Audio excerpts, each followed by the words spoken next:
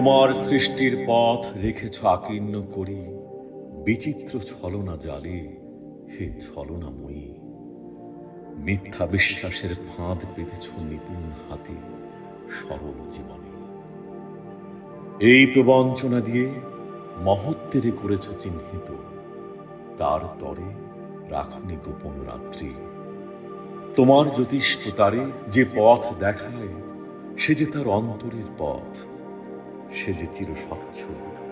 সহজ বিশ্বাসে সে যে করে তারে চির সমুজ্জ্বল।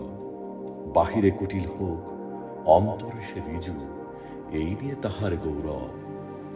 লোকে তারে বলে বিড়ম্বিত, সত্যের সে পায় আপন আলোকে ধৌত অন্তরে অন্তরে।